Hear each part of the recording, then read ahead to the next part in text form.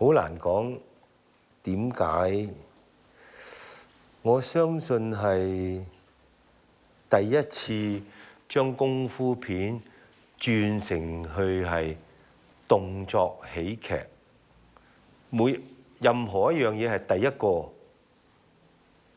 都係受歡迎嘅。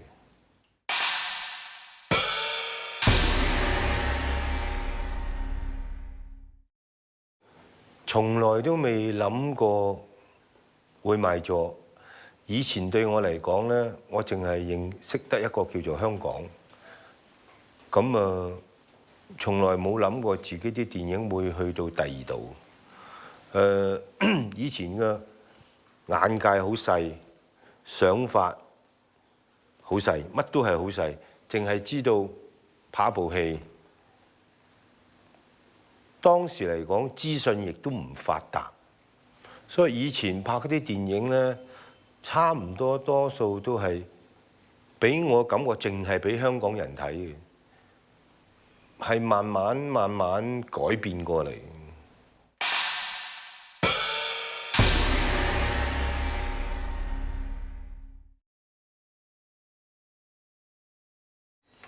以前拍戲，譬如《醉拳》啊、《蛇形刁手》啊。當大家瞓覺嗰陣時，我真係自己一個人喺酒店一間房，對住啲鏡喺度擺姿勢啊，點樣叫蛇頭蛇嘴啊，蛇條脷啊，咁點樣去？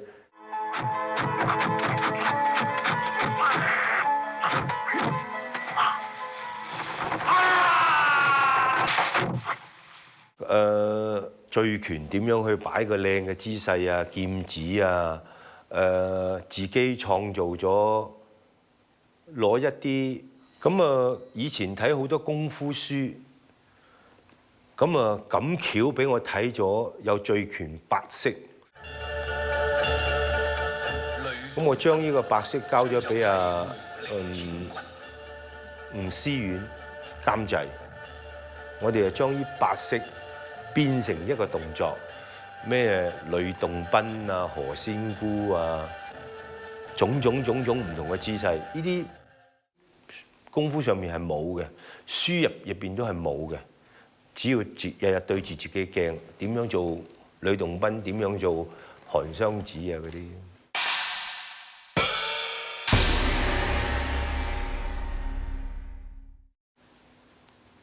唔記得啦，太耐啦，淨係記得受傷嗰場戲啦。喺個撞落嚟呢度爆咗，成塊面又花晒。淨係記得個，其他嘅係淨係記得而家當時係好好玩啦。個人又唔識攰嘅，雖然每日係拍10幾個鐘頭。夜晚仲要去練功，有時仲唔瞓覺去玩，個人唔識攰嘅。嗰陣時，所有現場嗰啲人同埋電影界好多人都叫我做黑令隊長啊！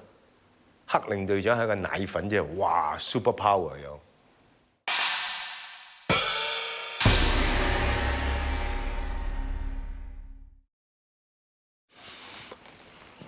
太多呢啲傷啦。踢頭啊，總言之，踢完我個人就係暈一暈。受太多傷啦，同埋受完傷自己亦都冇所謂，好痛，亦都慣咗，到而家都係。喺美國拍戲嗰啲人叫我 fearless 同埋 painless， 唔驚。唔怕痛嘅，其實錯嘅。我好驚針，同埋我唔係 Superman， 其實我好多嘢都驚，只不過我夠膽再去做。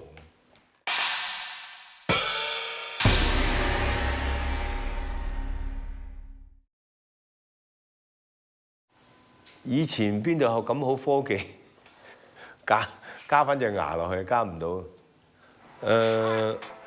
崩咗就崩咗咯。我嗰陣時都冇所謂。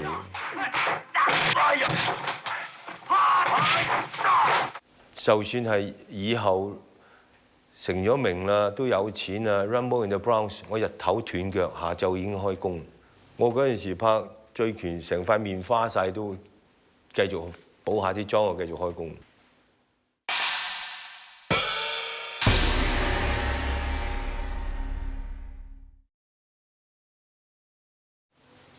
我諗會有學到嘢，但係我真係唔記得學咗啲乜嘢，因為你同邊一個拍戲都好，你都會學到嘢嘅。但係你而家我已經係 mix 晒，都唔知我同邊個學咗啲乜嘢，真係諗唔到。但係就知道袁和平好勤力，我亦都好勤力。每一日收咗工，所有人返晒去，我同佢兩個。淨係坐喺個 coffee shop 度，淨係我哋兩個都冇人，一路就傾聽日拍乜嘢，做乜嘢。佢瞓咗覺啦，我自己返去就開始練 pose 啦。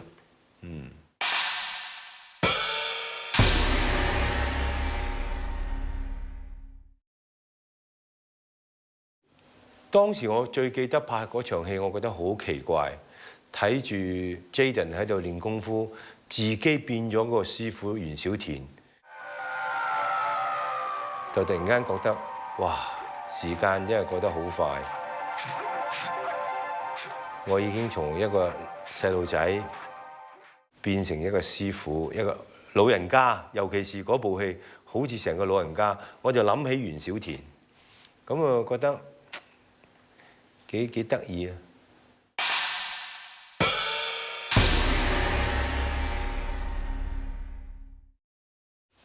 梗係變得好犀利。變得好犀利，變咗好多人識我啦。突然間嗰啲錢係四面八方嚟嘅，自己突然間身邊多咗好多人啦，好多 cash， 咁啊開始買自己細嗰陣時。成日想夢想嘅嘢啊，都買錶啊、車啊、衫啊，買好多，唔係買一件兩件，買好多。揮霍啊，即係揮霍請食飯啊，最多最犀利就係日本影迷寄嗰啲禮物多到咧係。一年嚟，差唔多2年係一個40尺嘅貨櫃裝滿晒，入邊我冇地方擺啊，多到冇地方擺，擺落個貨櫃，啲貨櫃啊漏水，一擺就擺咗幾年，哇！最後開嗰陣時啊臭嘅，所有入邊仲有麵包啊，仲有朱古力啊，都冇拆，好多嘢都冇開嘅，直至到呢個。直至到開始做慈善啦，個人就成個改變晒。但係嗰幾年，我睇返轉頭都幾討厭自己嘅，因為突然間有錢個人就好似暴發戶，好不可一世，好似 King of the World，好討厭嗰陣時嘅態度，太多禮物，最多就係 wasabi。因為嗰陣時我喺日本，我話人哋問我中意，我都嗰陣時日本又唔係太熟，啱啱去日本，我話 wasabi 啦。咁啊，我個個都好好笑啊 wasabi。哇！卒之所有影迷都送 wasabi， 哇！啲 wasabi 多到我咧，咁我第2年我又去，人哋問我。中意 wasabi， 我冇 wasabi， 我中意車。哇！卒之又係好多車送俾我，全部都係公仔車。後尾到了後來呢，什麼都不要了，因為太多禮物了。後來現在所有全世界影迷送給我都是送給錢，都是拿到錢現金。那種現金都是全部捐到去慈善去，他們。有些是寄來的是，他們給1塊，我給2塊。到今天還有人寄來，令我其實最感動的，就是这30几年来，我看见的日本的影迷这么小，到现在毕业、结了婚，有儿子，有女儿，现在他的女儿、儿子都这么高，全家人都是我的影迷，而且这差不多35、6年来，我那些影迷没有变过，旧的在那边，新的不断加入。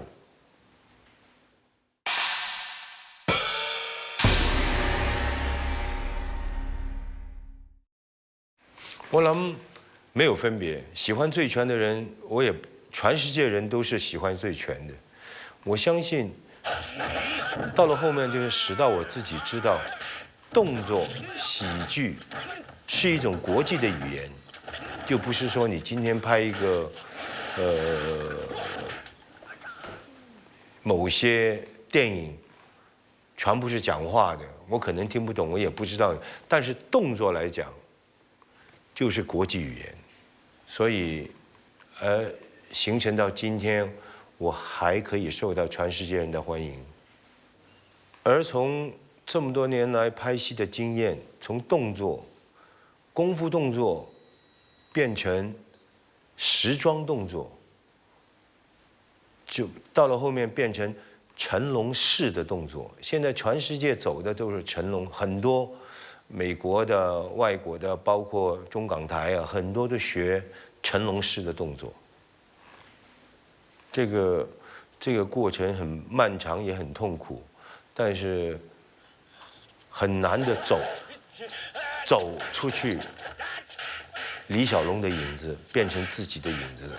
當然，我也從老前輩李小龍、某些，包括洪金寶、楊和平。都全外國的我都學了，學完回來綜合了，變成一個叫成龍的 style。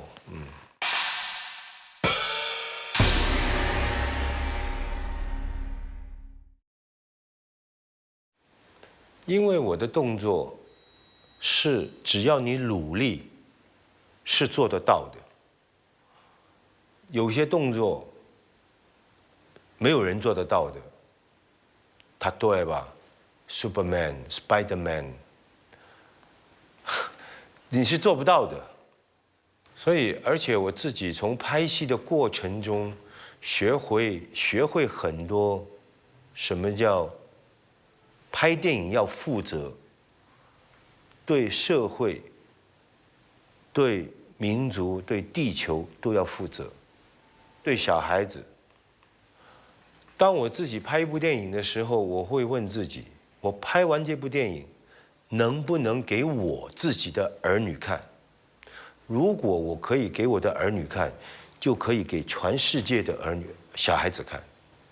當然，一個電影藝術家，他們有很多選擇，有些拍黃色片，有些拍戰爭片，有些喜歡拍暴力片，但是我自己選擇了拍一些健康的動作片，但是我相信我這麼多年來的信念，我的選擇選對了。現在這麼多年來，你可以看見我拍的電影，宣揚的是友愛、和平、家國。以前是這樣子。現在我也是這樣子，以後也是這樣子，而且以前、現在、以後，將來永遠都是需要和平跟友愛，全世界、全人類。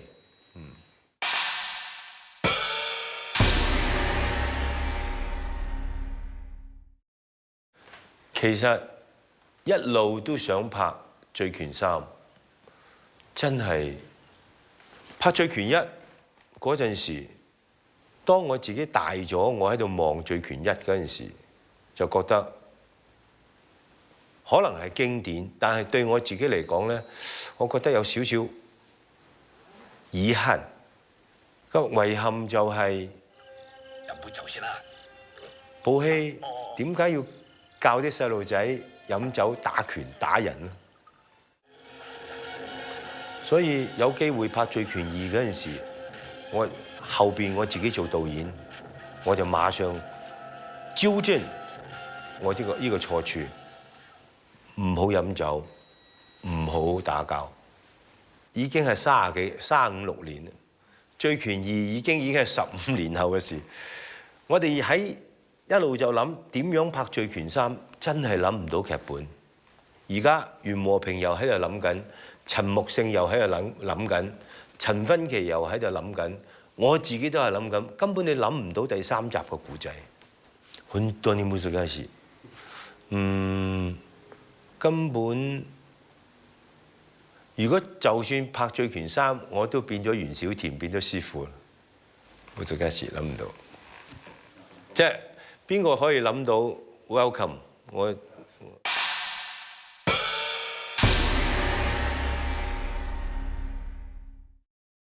可以㗎 ，very good idea。其實如果可以再拍中國同埋外國，都好多而家嘅年輕人可能會做得仲好過我。點解？加埋今日嘅科技、特技，同埋我哋本身已經有嘅經驗，一定會好好拍。我諗我一定係嗰個師傅。好㗎 ，good idea 可以重拍新醉拳啊！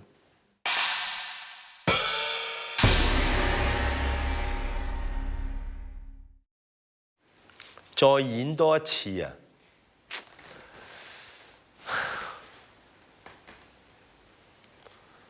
演唔到啦，醉拳啊，演唔到啦。即係我想再做一次咩角色啊？警察故事、醉拳、Project A、Police Story， 我可能係每個這幾部戲嘅角色我都好中意嘅。警察故事啊 ，Project A 啊，我諗係我幾中意嘅咯。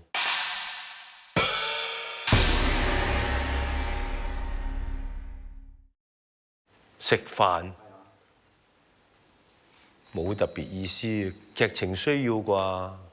以前嗰個年代，因為真係有一餐好嘅飯食好難。咁啊喺電影嗰度，我諗你俾人感覺你真係哇好愛食飯，冇乜。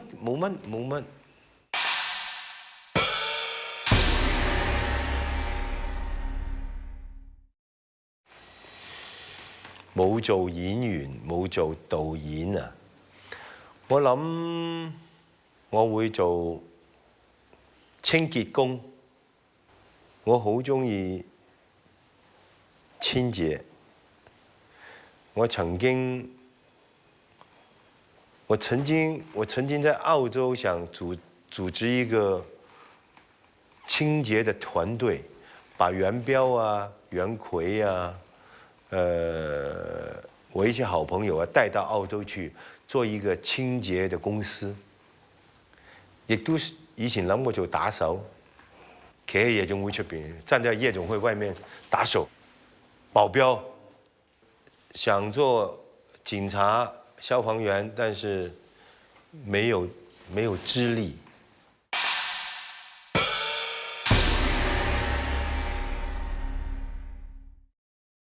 其實我真的要謝謝這35年來，從第一次看我醉拳的影迷，到加入了我的影迷會，到今天，他們有些已經做了奶奶了，兒子都結婚了，已經有孫子了，還是我的影迷。這麼多年來，真的是因為有了他們。包括全世界我的成龍影迷的影迷，給我這麼大的鼓勵，而給我這麼多年來還繼續拍動作片，給我走下去，就是因為有了他們。雖然我很忙，但是我的內心跟腦海永遠都會想着他們。沒有說誰，但是我知道日本影迷給這麼多年來是我很大的一個动力。我知道，你们爱我，其实我也爱你们。我相信我们这段友谊，这30几年来，还会继续走下去。当有一天我不在了，也是会走下去的。好朋友、好的影迷不需要常见面，但是心里面永远是存在的。最后讲一句就是爱你们 ，kiss kiss，愛してる。